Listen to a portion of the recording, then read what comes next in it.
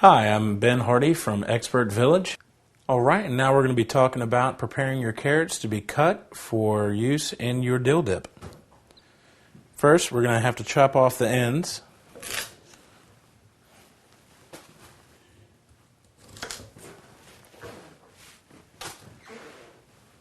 Alright, then you take a standard vegetable peeler and start at the fat end and work your way down.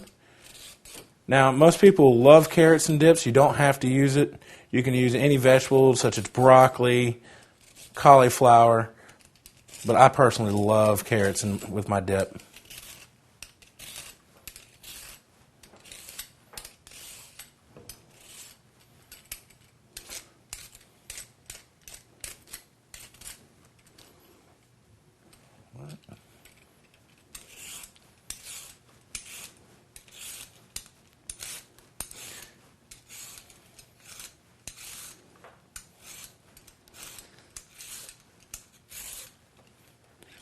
Alright, now we got 2 freshly peeled carrots ready to be chopped.